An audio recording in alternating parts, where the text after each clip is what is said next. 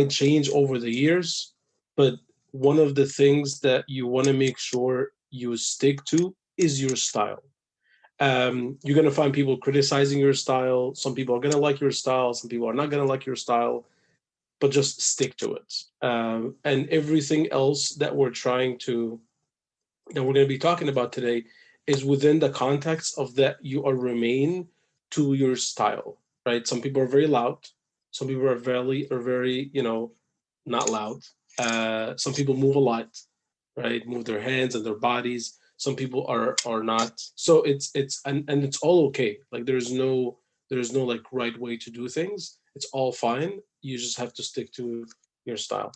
So to kind of get us started, I want you guys to look at a couple of these, and these are just a couple of speakers that some of you guys might have seen, heard, interacted with. There's obviously a lot more other speakers, so you don't have to stick to that picture or to these pictures. But what I want from each one of you guys, maybe I'll pick like two or three, or if all of you guys have comments, that'll be great. Pick one, and again, it doesn't have to be on in these pictures, and tell me why you like them as a speaker, not as a personality. As a speaker, pick one and tell me why you like them. Who's gonna kick us off?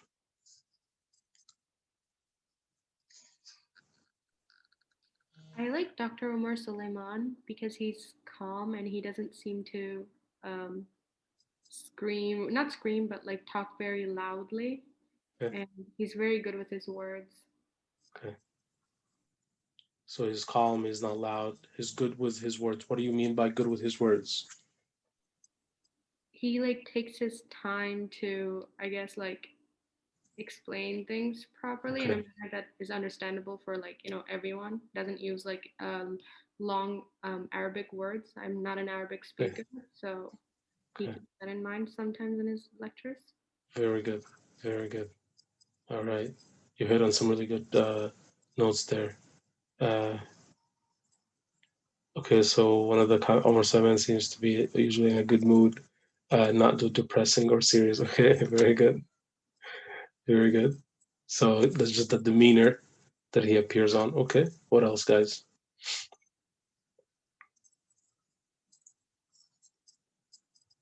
I feel like for Sheikh Al Shanawi, I really like listening to him because like the way he speaks is very pleasant and like soothing, the same way they said about Umar Suleiman, but also like the way I found the way he constructs his speech is uh even when it's like a complex topic, he has a really good way of breaking it down, which is something Very that good. I've always appreciated Very about good. him. Very good. Awesome. You guys are making some really good comments, and we'll talk about them in just a second, inshallah, all of this. Okay, what else?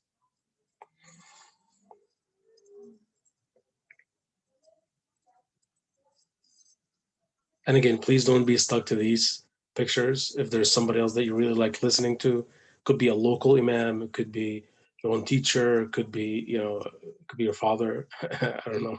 Um, just share, let me know I like so and so, and here's why I like them.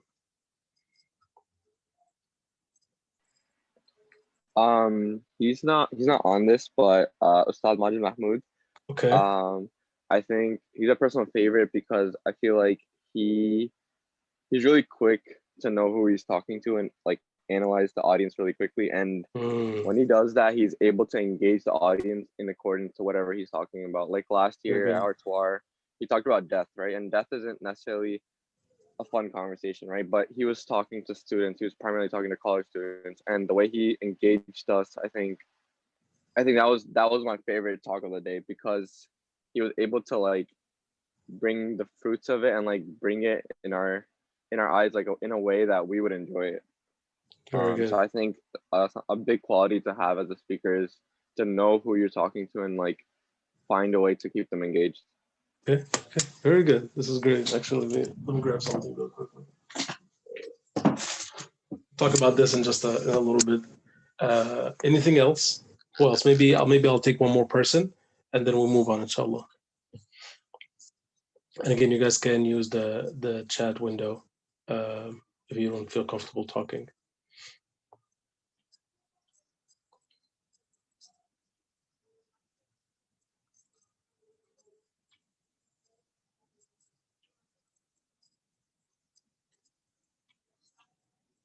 Anyone?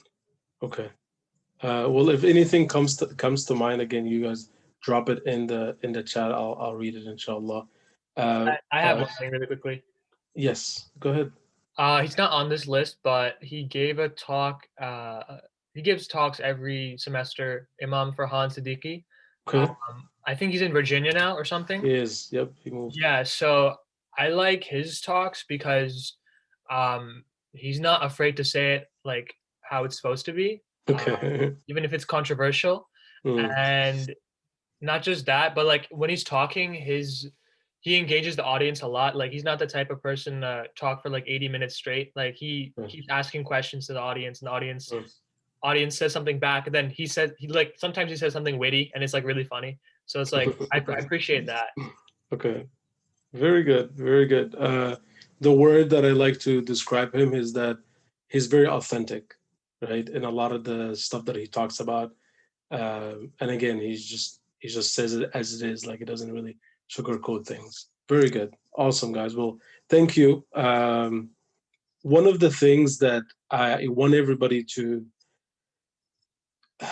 keep in mind is that a lot of the really good speakers that you yourself can relate to, um, or can love to listen to or learn a lot from, you if you learn a little bit about public speaking, you will find that they're following a lot of these tactics, whether they learn it or not, right? Some people are natural speakers and just motivational individuals, and it just comes to them very natural. Some of them have taken a lot of courses and training, and one person in particular that have expanded his knowledge and his expertise on that field is Sheikh Yasser Brijaz.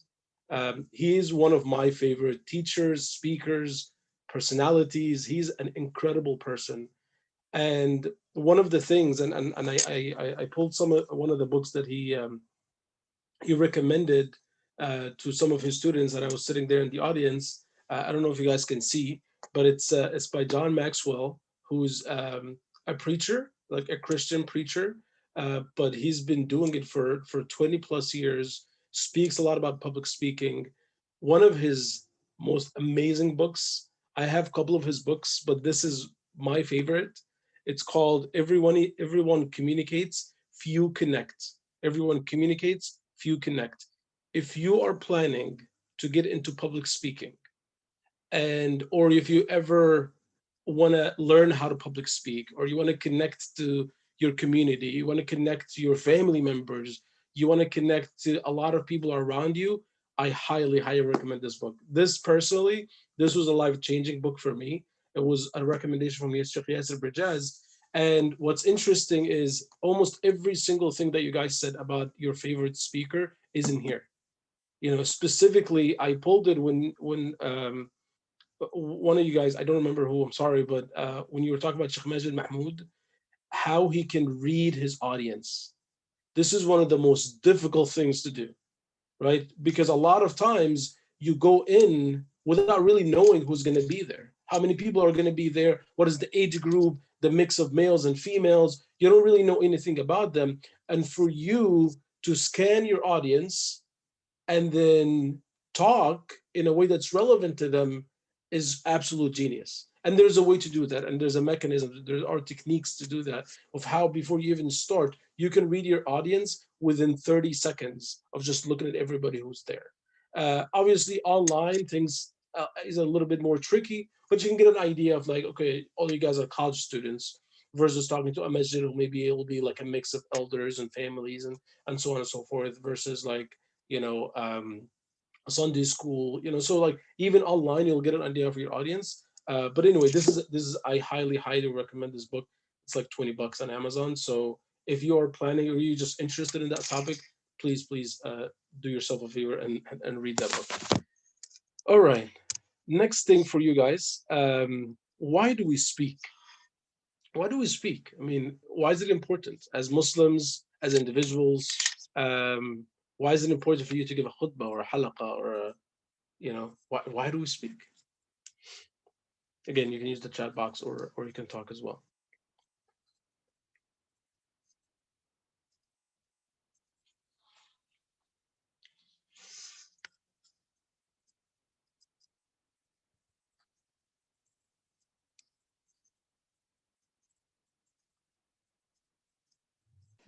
So I guess one reason, not specifically about like obviously with khutbas, it's something we do every week. So like you never know when you might have to give one, I guess is one thing. But also Mm, when we're talking about like halakas and like different kinds of reminders, um, I think like in our tradition, community is a very significant part of it. So I feel like uh, doing like group discussions or reminders like that or even like this is something that helps build that community really well. okay, okay, very good, very good. What else?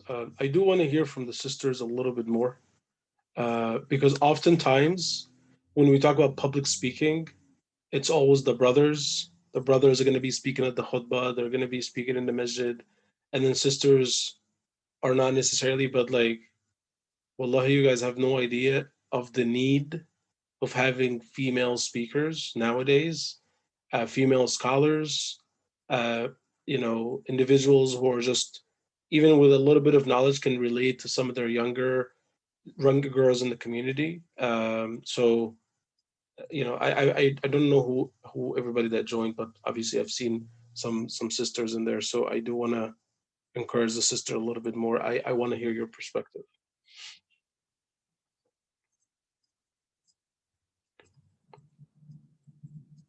I mean, in general, people speak to express their thoughts and their ideas because Okay. you're not on more of a day-to-day basis. And it varies with, again, your audience. You don't talk Mm, the same way to a 70-year-old, the way you talk to someone of your own age. okay. So I think the same thing applies to speakers, where we Hmm. have speakers like, Nomani Khan and Mufti Menk, who really understand their audience and have that ability to communicate and impart that knowledge in a way that their audience genuinely wants to know more, Hmm. in comparison to someone who may perhaps be going on and on about something that's, alhamdulillah, great, Yeah. but the audience just doesn't want to be there mentally. Got you. Got you. So Very it's, good. yeah. So I actually recall talking to Chaplain about this recently. Mm, And he was saying that the way people communicate really affects the way people hear the message. So if mm, someone is, for example, more casual about it and you're talking to a friend, they're going to be more intent on listening in comparison to if you're just going on and on and on about something they couldn't care less about, you yeah. know, or if Makes something sense. applies to them, we are selfish people by nature. If Right. something applies to us, Mm, you're like, oh, it's relevant to me. Okay, I want to know yeah. more. Mm, So yeah, having that ability is very rare, but yeah, it very good. adds to what you were talking about before. Absolutely. Yeah. Makes perfect sense. I mean, don't waste my time. I mean, like, I mean, I'm sure what you're saying is great, but I mean, Yeah, we're pretty just much. we also have like very limited. I always like to say we have very limited capacity. Like we have very limited time, very limited energy. So like we can't, and we're like everything is coming at us, right? There's like family commitments, there's school commitments, there's all these different things. And now if you're gonna put me there for half an hour talking to somebody or something that's completely irrelevant to me, I'm sorry, like with all due respect, it's just I don't care. Maybe you're gonna care about it 2, 3 years from now when you're at a different stage of your life, but at that moment, and I don't think anybody needs to feel bad about that. If you open a lecture online and within 5 minutes you don't think it's relevant, it's okay. Go find something that's relevant to you. I see, subhanAllah, I see a lot of young people. I was actually talking to a brother not very long ago, and he was telling me about this 2 hour lecture that he listened to, and he was so frustrated throughout the whole thing. And he was like, bro, it didn't make sense to me. I'm like, why did you watch it for 2 hours? He was like, because I was hoping I'll get something out of it. I'm like, but that doesn't make any sense. I mean, if within 10 minutes you're not finding any benefits, and again, maybe the speaker is great. I mean, it's a great scholar. I mean, there's nothing about the speaker. It's about you deciding to like, you know what, this is just not important to me. And you really just have to pick and choose. So very good, very good. Anyone else? One last person, and maybe we'll move on. I was gonna say in general, in terms of speaking, is basically a form of communication and Mm, sharing feedback, giving feedback, things like that. And then in terms of like giving a khutbah or halakha or a workshop or like any like an event like this, right? For instance, the purpose is obviously it's a form of dhikr of Allah and like Mhm. remembrance. Very good. And I guess everything revolves around that.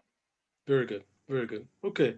So, in regards to when you think about why Allah subhanahu wa ta'ala asks us to speak, Allah subhanahu wa ta'ala in Surah Al Imran, He says, وَلْتَكُنْ مِنْكُمْ أُمَّةٌ يَدْعُونَ إِلَى الْخَيْرِ وَيَأْمُرُونَ بِالْمَعْرُوفِ وَيَنْهَوْنَ عَنِ الْمُنكَرِ وَأُولَٰئِكَ هُمُ الْمُفْلِحُونَ.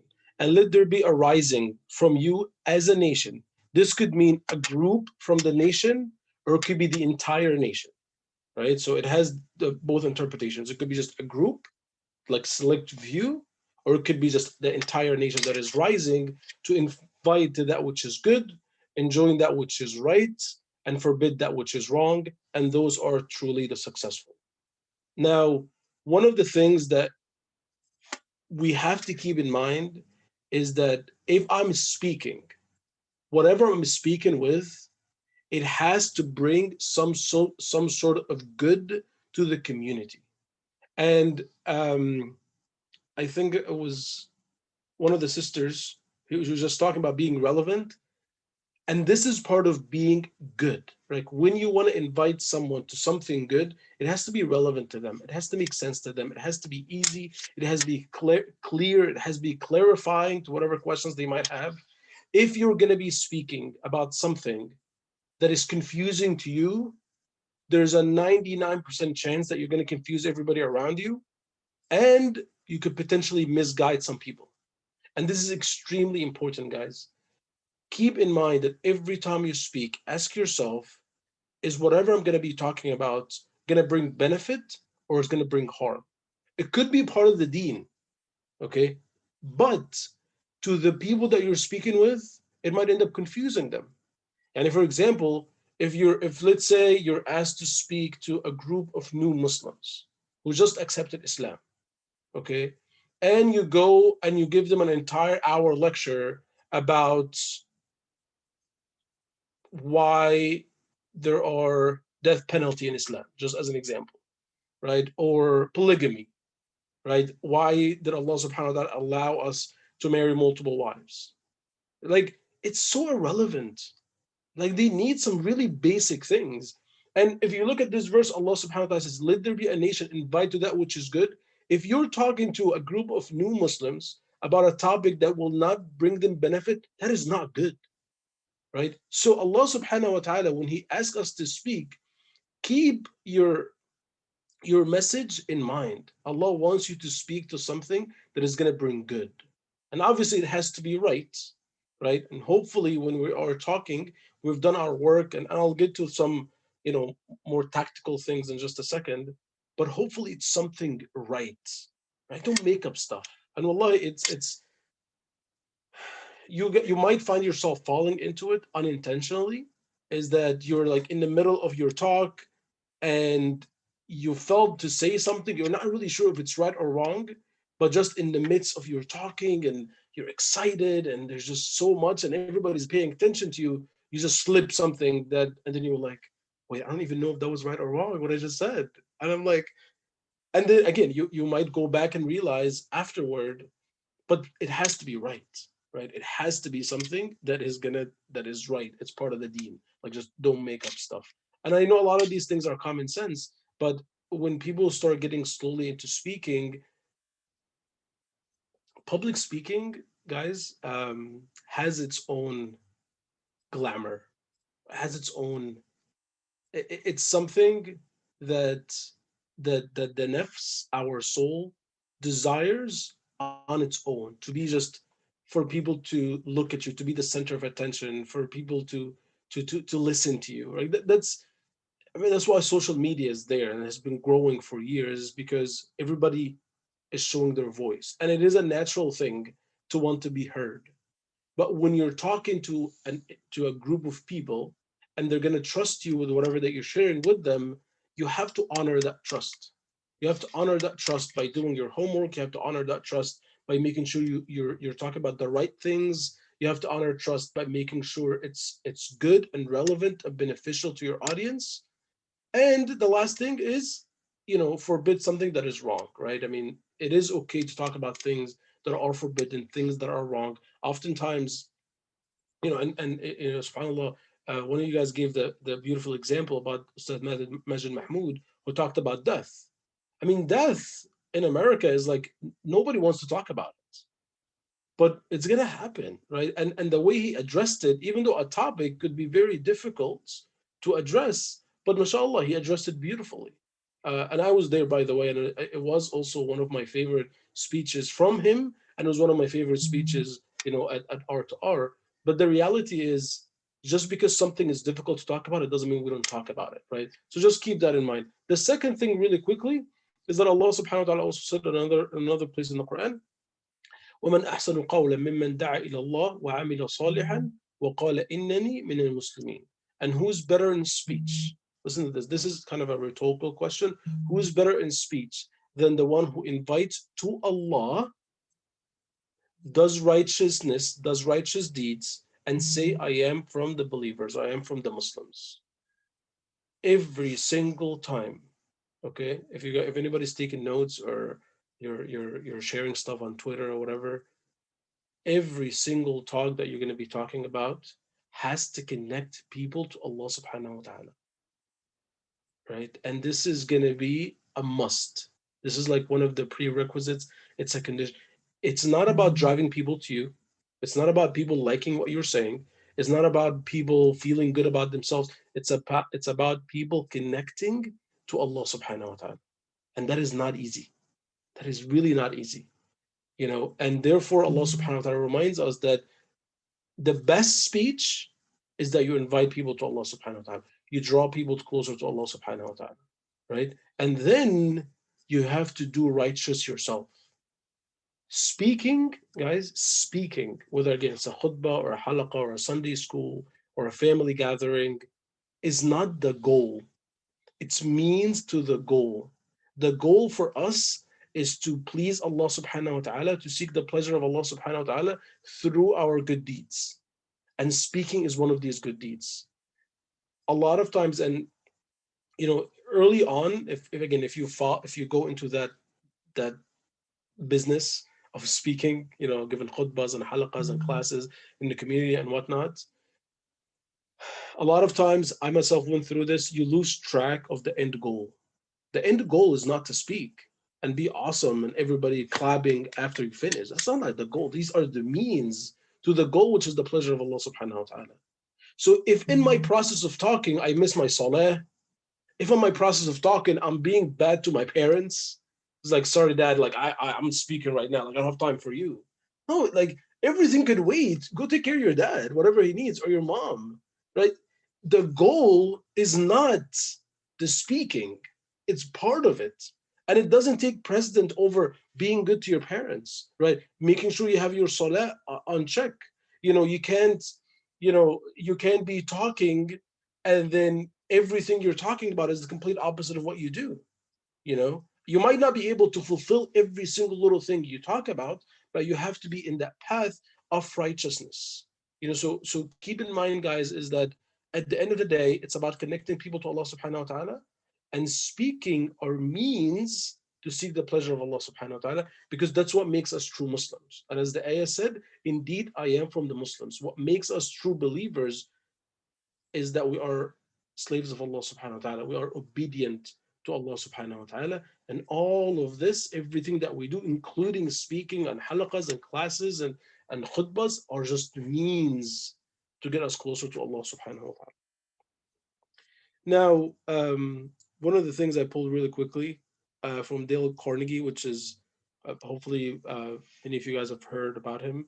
One of his most famous books is How to Win Friends and Influence People, which again talks a lot about public speaking, connecting to people and whatnot. He says every time you give there are always 3 speeches. For every speech, for every speech that you actually gave. There's the one you practiced, there's the one you gave, and there's the one that you wish you gave. Your goal is to make sure all 3 are the same. The one you practiced is the same as the one that you gave, is the same as the one that you wish you gave. And you might not be able to have it all 3, but that's the goal, right? When it comes to speaking, because again, you're going to be doing your homework, you're going to be searching whatever you need to search, like you're going to be doing whatever you need to do. practice it very well, check your flow, make sure everything makes sense. You go and give it, and then when you leave, you're like, Alhamdulillah, I gave a good speech. This is what you should get. The plan or the goal is to make sure that they are all the same. Now, the this is perhaps the most tactical slide, right? This is just gonna go through steps of how to prepare, and this is just my own, I guess, just my own way of doing it. So feel free to tweak it and make it fit to what you like, or your style or whatever. But one of the things that I always like to start with is obviously selecting your topic. Part of your selecting your topic is to find the purpose of your speech. Right? What are you trying to do? Are you trying to inspire people? Are you trying to educate people? Are you trying to um, entertain people? Right, that could also be a speech to give. Like you just want to entertain a bunch of 7-year-olds, and that's okay. Like if it's about entertainment, you don't have to have 7 pages of notes because you're just there to entertain them, and it's okay. It's all valid. Like all of these different purposes of speech are valid. Okay, so make sure you determine and sometimes it's a combination of both. Like I want to inspire people, entertain people, and educate people all at the same time. This also happens, but think about the purpose of your speech. It's going to help you determine your topic. Now, when you pick a topic, okay, if you are given the choice to pick, sometimes when you start getting into the community, somebody invites you to speak about something in a specific, then maybe you don't have a choice. But if you do have a choice, you give halaqah to our brothers, you give halaqah to the sisters, again, you're given a khutbah, whatever, make sure you choose a topic that you understand. Okay, and I underlined you understand here because you need to understand what you're going to be talking about. Allah, I've seen, I don't know how many of you guys are part of YM, but I was part of YM for a good, for many years. And one of the things that we always try to do is to encourage some of the younger people to prepare halaqas and give it to the neighbor net, to the neighbor net, on Friday nights or whatever. And a lot of times I felt that people would talk about stuff that they just don't understand. And afterward, I'm like, okay, you said all that stuff. Let me ask you, does this make sense to you? I was like, no, but that's what so and so said in this video. So I was just following what he said. I'm like, that's not what I asked you. Do you understand what you said? You can just go copy and paste stuff from somebody else's video and then trying to say it. It will come off very confusing and it's going to confuse everybody. And I know this, well, like, guys, this is so common sense. And I feel terrible for talking about it, but I see it so often. People talk about stuff that they don't understand, or stuff that doesn't inspire them. You yourself have to be inspired to talk about it. How are you going to expect people to relate to you? I mean, all of you guys, when you talk about speakers, you said you got to inspire them. They inspire you. They're very relevant. They talk in a way that you understand. They're very dynamic and read the audience. Like all of this feels inspirational to you. Now, if you're going to be talking and you yourself are not inspired, it's going to be really difficult to inspire other people, right? So the question you want to ask yourself as you prepare your topic and as you select your topic is, would that a topic you want to listen to? Would that be a topic that you want to listen to yourself? If somebody tells you there's a speech about whatever, is that topic, forget the speaker, is that topic gonna encourage you to go listen to? So that's kind of step number one. Step number two is collect your materials, and just collect the materials that you need. Don't try to filter it yet. Just collect everything, and think about it. If you're going to be talking for half an hour, you might maybe need to collect 45 minutes worth of materials. That could be from videos that you listen to. As a beginner, I encourage videos. They're not the most, they're not the best way to prepare, but for beginners, it works, right? It helps you with just collecting, the different materials that you want. So YouTube videos, there's a lot of videos like Yaqeen videos. There's Qalam videos. There's like, a lot of different videos. Secondly, our previous classes that you might have attended and you have some notes. So you might have attended some classes, it could be a Maghrib class, it could be like a local masjid, it could be like a, R to R. Some people come and they take their own notes. So use these notes. And it could be like, just other sources that you might need, but these are kind of the things that you want to start relying on, because these are the things that most likely you would understand very easily. Are videos, because there's actually somebody talking, and then there are notes that you've taken yourself. And then obviously you can then rely on books later and stuff like that. But again, as beginners, jumping to books sometimes is very difficult because there's just a lot to decipher from reading some of the books. And it could be really difficult. And essentially, once you put all this together, ask yourself, are you happy with your research? Right? Does this seem enough? And at some point you have to say, this is enough. You can end up searching one topic for hours and days.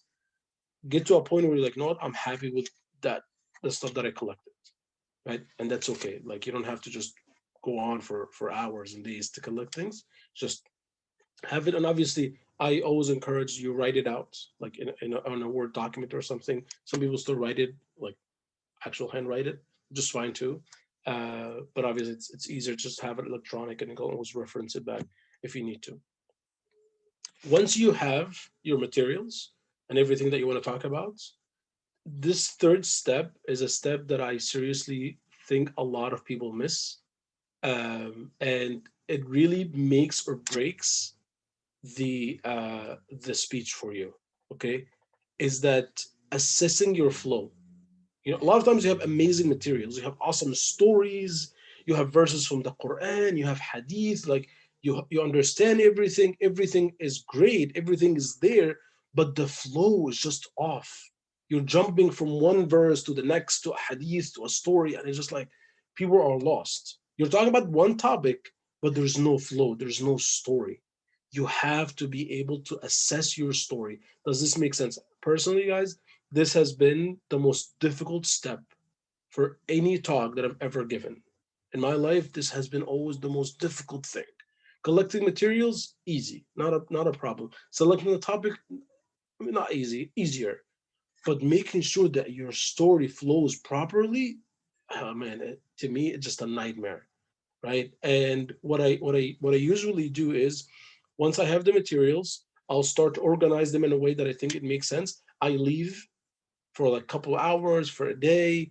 I mean, hopefully you're not preparing an hour before your talk, so you have a little bit of time to just kind of leave and come back to it and ask yourself the question: does this make sense? Does the flow make sense? That I start with this story, and then from this story, I have a really nice angle to transition to the next hadith. From that hadith, there's a point about it that takes me to the next verse, and then back to another story. Like, it has to flow. I think one of the things that Sheikh Muhammad Shnawi does excellent at. I think he's one of the best storytellers, right? Every single speech that I've listened to him, he has a beautiful flow. It just takes you, like, and again, he could be talking for an entire hour, but it's just like he's taking you on a journey. And that is the flow, that's your story. Just because you have the right materials doesn't mean you're gonna have a good speech.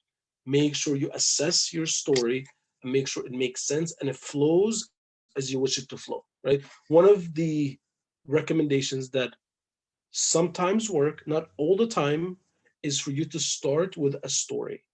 Right. If it's like a quite like a if it's a function where people are allowed to speak, then you should start with like a question to the audience to get them engaged, right? To get everybody's attention, or with the story. If you're given a khutbah, for example, or if it's just like a speech for like 10, 15 minutes or whatever, and there's really not a lot of room for questions and answers and back and forth, then make sure you start with an actual story. Um, wow, I only have a couple of minutes.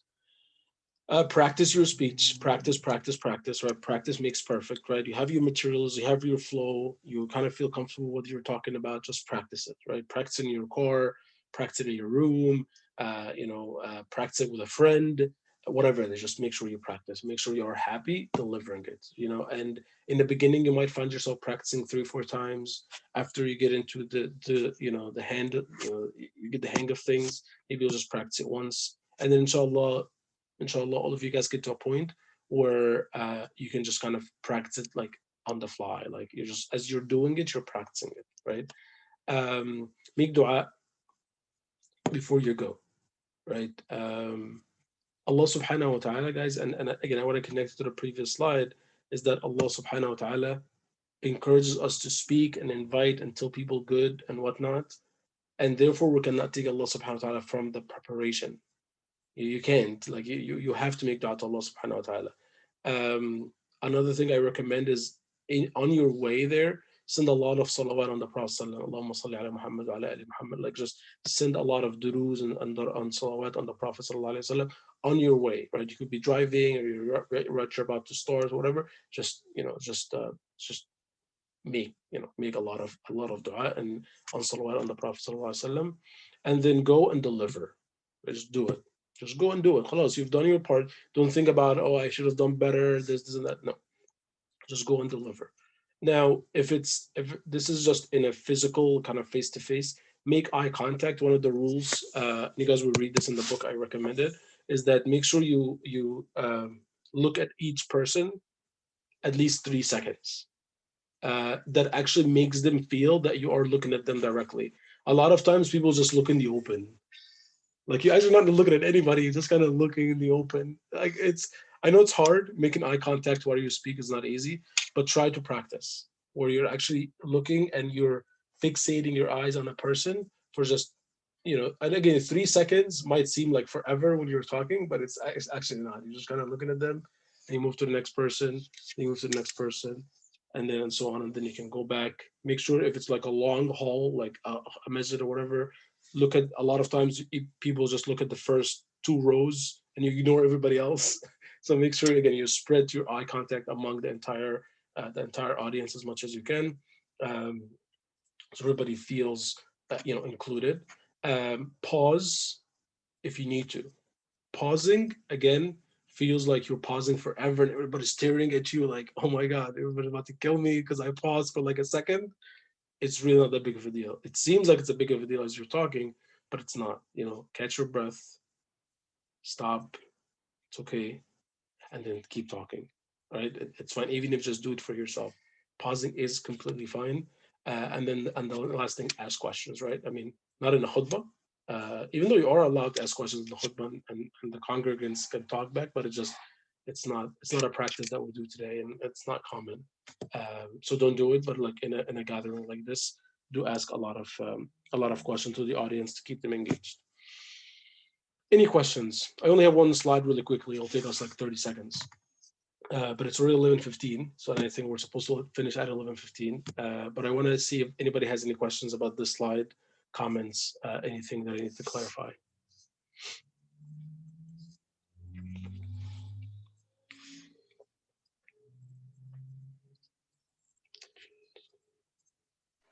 I actually have one. Can you in the chat write the title of the book that you were talking about?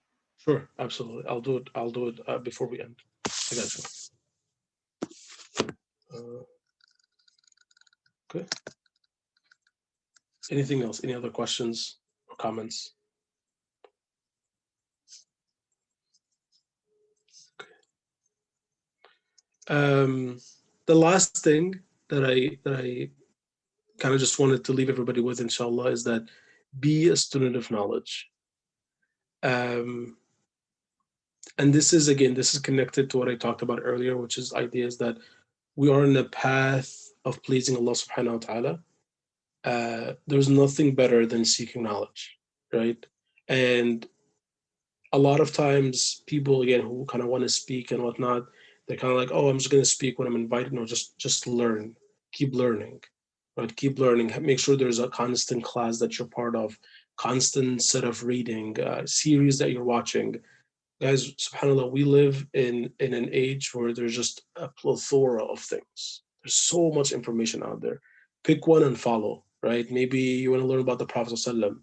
There's an incredible series by Sheikh Yasir Qadi. There's another really awesome series by Sheikh Abdul Nasir Janda. You can choose either one of them to listen to. There's a lot of series that Sheikh Omar Suleiman did on Islam and justice. The 40 Hadith on justice with the Yaqeen Institute. Amazing series. There's Sheikh Yasir Bajaz has his own tafsir every Wednesday night. You can listen to it both on YouTube and on Facebook if you want to just tap into it. It could be your local masjid. There's just be a student of knowledge, and make sure that you're seeking knowledge from an actual teacher. not just from a book that you're reading and trying to understand on your own. Inshallah, a time will come when you're going to be very comfortable reading your own books, and doing your own research and whatnot. But make sure there's like a teacher there, and especially now that we're all like sitting home and whatnot, and it's we've been relatively deprived from our massages, our gatherings, our MSA events and whatnot. A lot of times we kind of just fell back on that part of seeking knowledge, but make sure you do really seek knowledge, because if you want to be a speaker or somebody who gives a halaqah or somebody teaches at a Sunday school, you have to be a student of knowledge while you do that. They go hand in hand. So that's really the last thing I'll leave you with. And I included here, this is my email and my phone number. A lot of times I found that, especially in a lot of college events that I've done, people will have questions afterward, or they might have some private questions, personal questions that they want to reach out to me with. So I'm just leaving my email here and my phone number. And it's only text just because I'm terrible at answering phones, not anything else. But you can text me and we can set up some time to talk, right? So if like you want to talk about something, whatever, whether it's related to this topic or about anything else, I'll be more than happy to be there, inshallah, for you guys. And with that, that's all I have. Jazakumullah khair, guys, for sticking around the whole time. Any last questions or comments before we end, inshallah? Jazakallah, Brother Mohammed Shallan. I think that was a very fruitful speech. One thing that I took away was just like you said, make sure there's a flow. Don't get lost in the sauce. Because if you like one thing that helps me with that, like making sure there's a flow, is just recording a speech that I'm about to give and just listening to it. That's one thing. That's one that works for me. But we have a Q&A doc. So let me just see. I think there's a question there. So someone asked, I know you said to make sure we understand the topic, but should we stick to topics we know well already, or is it safe to use it as an opportunity to learn more about our deen? Great question. This is my personal preference.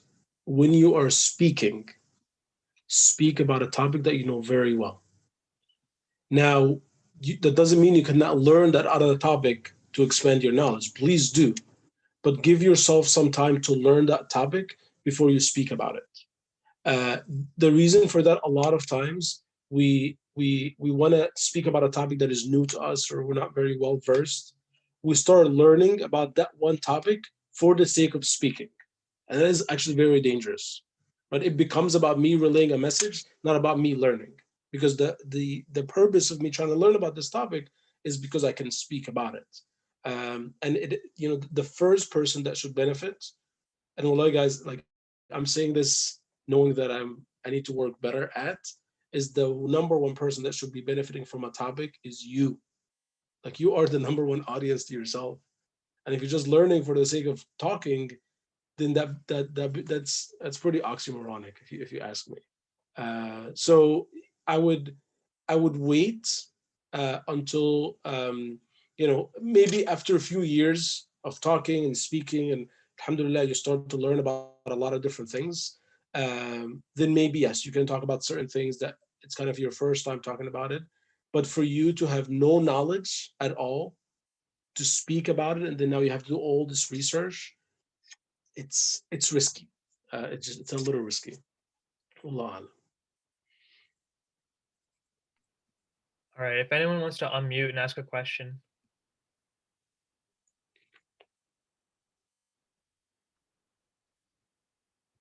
If not, I think Waleed had an announcement really quickly. So Waleed, floor is yours.